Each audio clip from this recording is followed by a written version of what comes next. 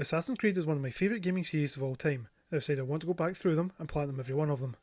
This leads me to the game which many class to be the best game in the franchise, and definitely in the top 3 for me, Assassin's Creed 2. Similar to AC1, I had previously collected all achievements for the original Xbox 360 release, but that was back in 2009, so it's been a while. I'm now attempting this in the version that was released as part of the Ezio Trilogy on PS4.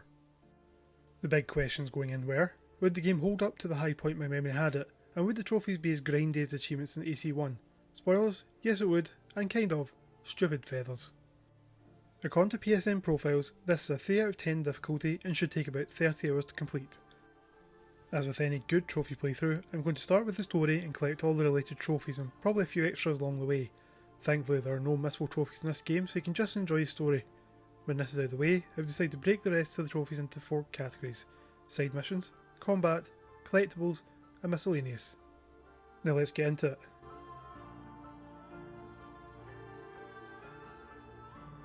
The story starts off immediately with the modern day portion of the first game finished, and now have Lucy assisting Desmond escaping the Abstergo building. On the way however, Desmond has some time to go into the Animus and be reborn as the main guy of the game, Ezio Auditore da Firenze. Witnessing this unlocks the first trophy, the birth of an assassin. Desmond and Lucy continue their escape to learn Arrivederci Abstergo and flee to Assassin's hideout where they join up with Rebecca and the ever so punchable Sean. They have created their own version of the Animus to allow Desmond to continue his historical escapades, and on doing so, the trophy Welcome to the Animus 2.0 is unlocked. We now join a grown-up ladies' man that Ezio has become, as he's having a little spat with his rival and their family. The rest of the sequence serves as an introduction to the Auditore family and that idyllic lifestyle. It also includes one of the best intro cards in my personal opinion.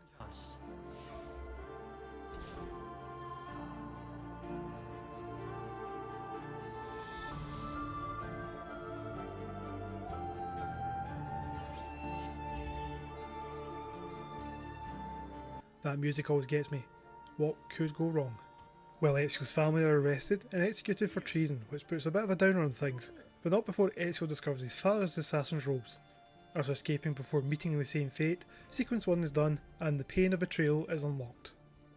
Ezio obviously wants to take down the man responsible for betraying his family, Roberto Alberti. He does this with the help from the leader of the local brothel, Paola, who teaches Ezio some vital skills such as how to blend in with the crowd, and the one and only Leonardo da Vinci, who will also help create and adapt new weaponry for Ezio as the game goes on. Once Ezio has defended his family's honour by taking down Alberto, the second sequence ends and the trophy Vengeance is unlocked. Ezio decides to leave Florence and take refuge at his family's villa in Monteriggioni, where we are introduced to Ezio's uncle Mario. It's a me, Mario!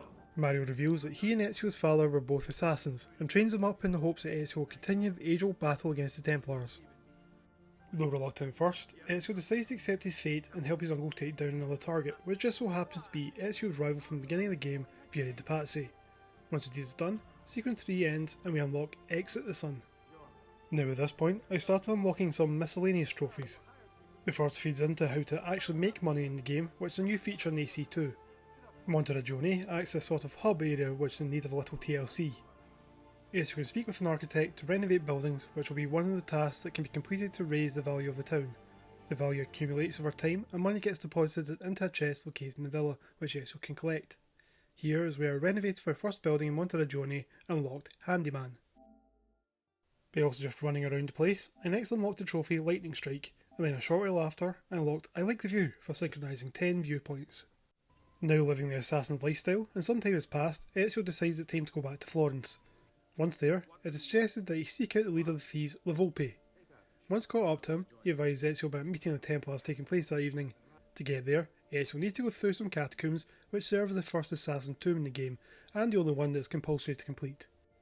These are confined areas that require you to find the path that leads to the end, where a seal can be found to lock Altair's armour back in the villa. Once the tomb has been completed, the trophy Undertaker is unlocked. At the other end of the tomb, Ezio conveniently finds a place where he can listen into the secret Templar meeting. Doing so, he hears that they are planning on taking out members of the powerful Medici family in an attempt to replace them with their own people. Ezio is able to save one of the intended targets before going after another Templar, Francesco de Pazzi. Once chased down and successfully eliminated, that ends sequence 4 and unlocks the trophy Bloody Sunday. The next sequence serves as a sort of clean-up process for Ezio, where he takes down 4 Templar conspirators, which leads him to the last remaining member of the Pazzi family, Jacopo de Pazzi. He tails Jacobo in one of the well-loved tailing missions of the AC franchise, which leads him to an area outside the city. Turns out the main man of the Templars, Rodrigo Borgia, is already there and less than impressed with the Patsy's family failing so far, so does Ezio's job for him, and shortly after the trophy, the Conspirators is unlocked for finishing Sequence 5. With Florence and Tuscany deemed safe, Ezio decides to move on to the next location, which is Venice. On the way, he bumps into Leonardo, who is also making the same journey, but it's not long before they are attacked. Now this was the first for the series having to control a vehicle that wasn't a horse, and it was pretty frustrating. Not only do you have to worry about bumping into walls or obstacles in the way which will cause damage to the cart you're controlling, but there will also be guards jumping on and trying to attack Ezio, which locks you into a close-up button mashing QTE, where damage can also be taken during this time.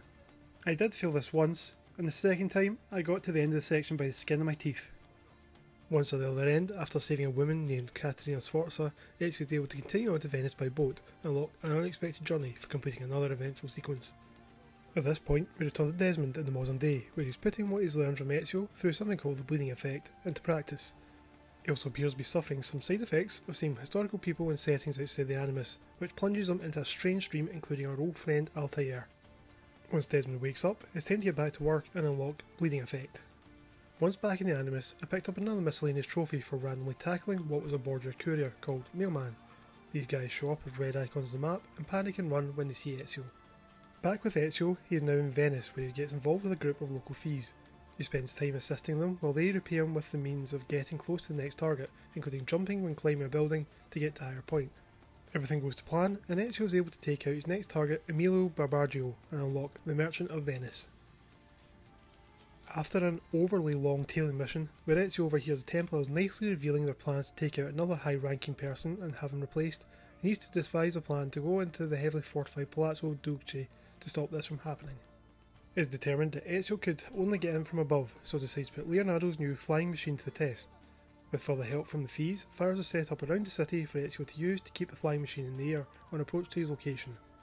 On the way, it managed to pick up a trophy that was technically missable in the original PS3 release of the game, unless you had the DLC.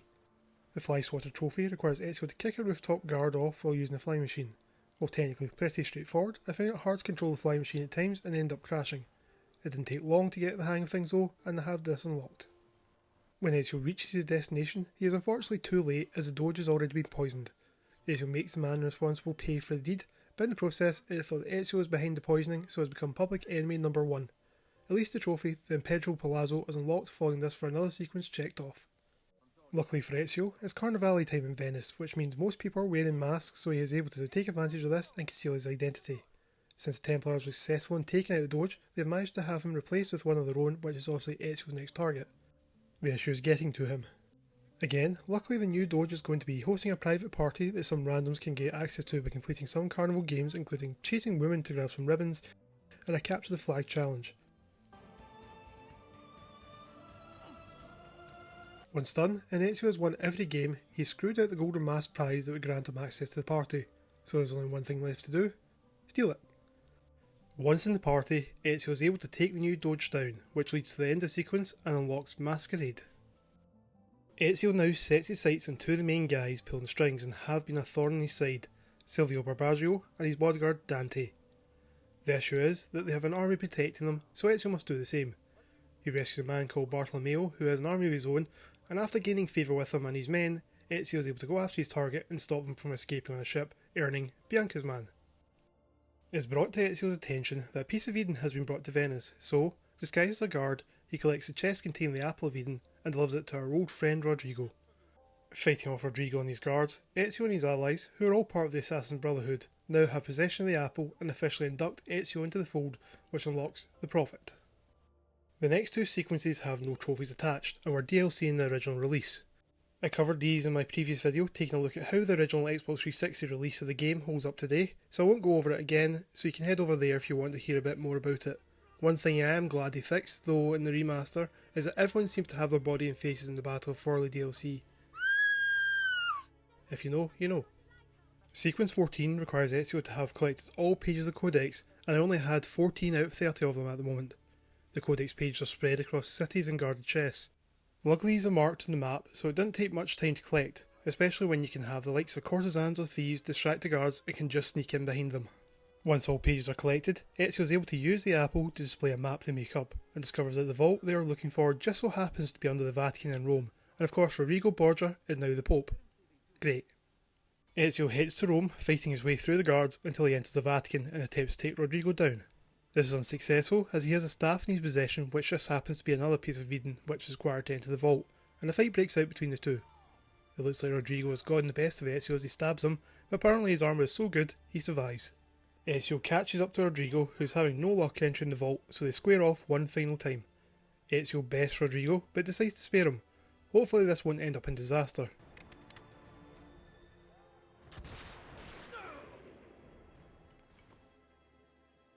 Ezio enters the vault as he is worthy and encounters a hologram of Minerva. Minerva reveals a disaster which destroyed the first civilization, and another similar event is impending close to the modern day which Desmond will need to stop. This ends the last sequence of the game and unlocks the trophy, the Vault. With both Ezio and Desmond confused about the whole thing, Desmond has taken out the Animus as Vidic and Abstergo found them.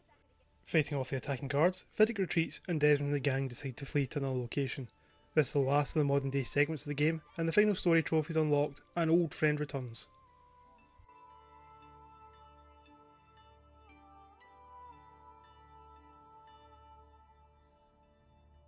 Now the story is out of the way and 23 trophies have been unlocked, there's nothing left to do but to explore parts of Italy and knock out the rest of the trophies. I first decided to complete the side missions, and a good place to start were the 5 optional assassin tombs. The first was completed as part of the story, and the rest follow the same kind of traversal puzzle with varying levels of combat encounters thrown in. Once each is completed, a trophy is unlocked.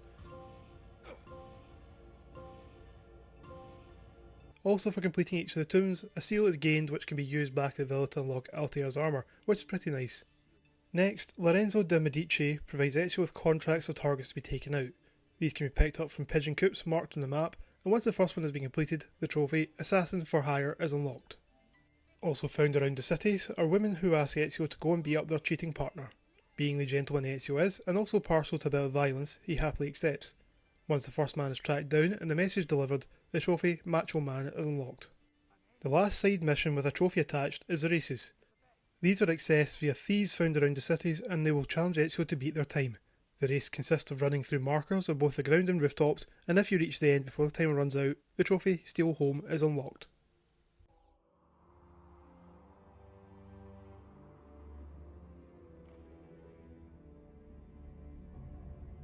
With all quest-related trophies now out of the way, I then moved on to combat-centric ones.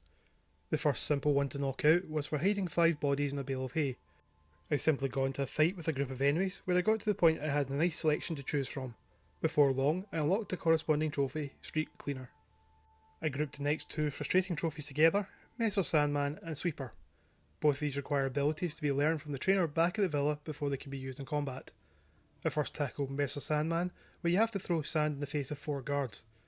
Trying to get this to work and hit 4 guards was a bit trying, but I eventually lined up and managed to get the trophy unlocked.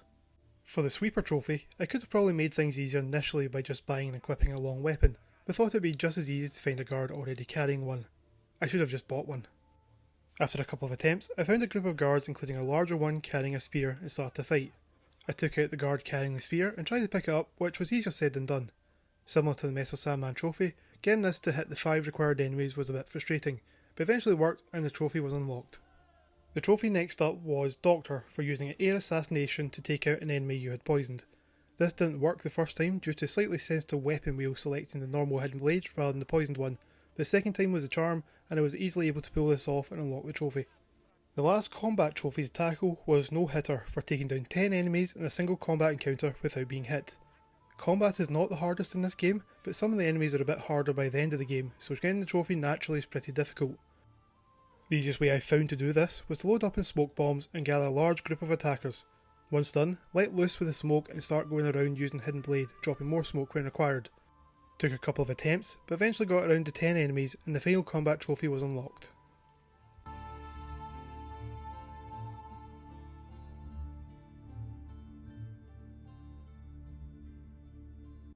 There are a couple of physical collectibles in the game, so the first I went after was the statues scattered around Monteriggioni, since there are only 8 of them. They are fairly straightforward to find, and after they have been collected, the trophy Mythmaker unlocks. Before going after the other in-game collectible, I decided to find all the glyphs scattered throughout each city. These glyphs are markers that have been left behind by Subject 16, the person Abstergo was testing on before Desmond. The locations of these markers are usually on more prominent buildings and are annotated with eye icon against the location in the in-game database. They can also be seen glowing if using Eagle Vision. The first glyph related trophy is unlocked by just getting close to it and scanning it with Eagle Vision. This unlocks Tip of the Iceberg. Once a glyph has been scanned, a minigame starts that need to be completed to unlock a video clip. These puzzles range from choosing the correct 5 paintings based on a given clue, or rotating some wheels to make up a picture. These start fairly easy, but can get a bit confusing as you go on. That's where online guides come in very helpful. For completing the first glyph puzzle, a piece of the puzzle is unlocked. For completing all 20 glyphs, the trophy Vetuvius Man is unlocked. As mentioned, when you complete a glyph puzzle, a short video clip is unlocked but out of sequence. Once they are all gathered, they automatically get put into the correct order, and a confusing video about a version of Adam and Eve is played during the first civilization. With the glyphs out of the way, it's time for the monotonous collection of the feathers. These are similar to the flags in the first game and are just scattered all over the place. I tried not to collect any during normal play, but a couple were inadvertently picked up. Like the flags, I chose to use a guide to find the feathers just to save as much stress as possible, and after all 100 had been found, In Memory of Patricio was unlocked. I was just relieved that I didn't get to the end and found I had missed one. Watch my previous video if you want to see the stress I had collecting the flags in the first game.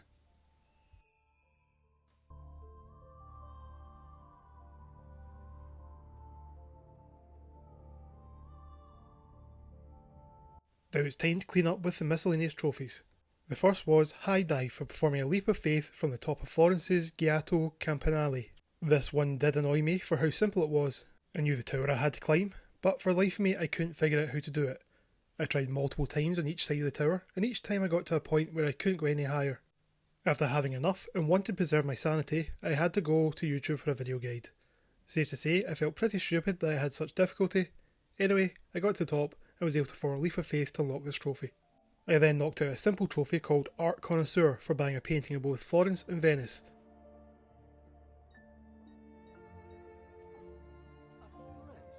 Before going after Kleptomaniac for pickpocketing 1000 florins.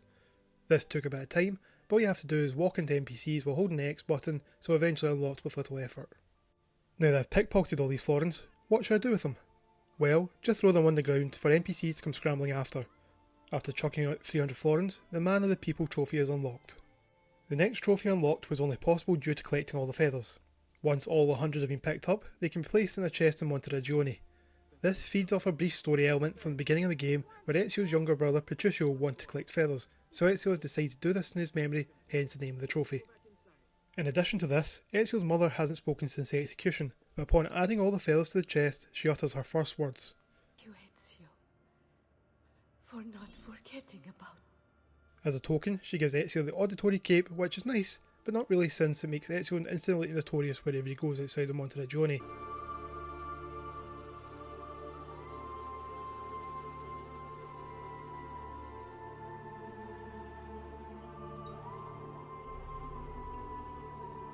Gee, thanks Mum. At least there's a trophy related to it. If you travel to each location wearing the cape, the Show Your Colours trophy is unlocked. Just remember, if going for this trophy, there also needs to be done in the mountain area where Ezio bumps into Leonardo before fleeing on the cart from chasing guards. I didn't realise this initially, so I went around all cities and was very confused when this didn't unlock. A quick search online informed me of this additional location. The next trophy requires more money to be spent. The Red Light Addict trophy requires 5,000 florins to be spent on courtesans. These are the groups found around each city which can be used for its moving blend opportunity or to distract guards. A quick way to do this is to hire a group, send them to distract some guards, then rinse and repeat and find the next group to hire. Again, this can take a bit of time, but it's fairly easy to do, then the trophy unlocks. The money spending continues for the Victory Lies in Preparation trophy, which requires all hidden blades, item pouches and armour upgrades to be obtained. All hidden blades are acquired throughout the story, so you don't have to be worried about them. The item pouches can be bought from tailors, and there are medium and large variations of each. The armours are bought from the blacksmith, and there are 4 parts to each armour set that need to be bought. This can get quite costly, but upon purchasing the last required item, the trophy unlocks. The next stylish trophy requires dyeing Ezio's robes and cape with the colours Wetland Ebony and Wetland Ivory. Both these need to be bought from the tailor in Forlì and cost a total of 2,450 florins. Once the money is gathered and the tinting has been completed, the trophy Perfect Harmony is unlocked.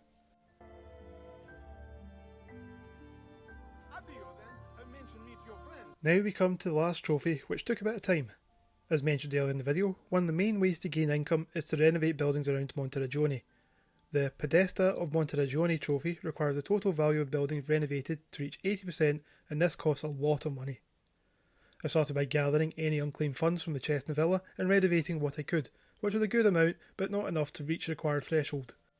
Also buying weapons and artwork adds some value to the villa, but it still wasn't enough. I tried pickpocketing some money, but it was taking ages, so I essentially AFK'd next to the chest in Monteriggioni for the next deposit, which I think happens every 20 minutes. I again renovated what I could, thinking I had done all the buildings, but it was not getting the correct percentage. I eventually realised that I had missed one renovation, so I scrimped what money I could along with the next deposit to the chest, and this allowed me to complete the last renovation and unlock the trophy for this, along with the Platinum Master Assassin. So with all trophies unlocked, that's 1/3 of the Ezio collection now completed. So did AC2 hold up to the high regard many have for it? Definitely. The trophies are not that hard to get, with the main grind coming in collecting the feathers and ensuring you have enough money for a handful of trophies. Overall, AC2 is a great game that is definite improvement on the first. Sure, the combat's a bit stilted still at this point when compared to the later games, and the parkour can be a bit janky, but the story more than makes up for it.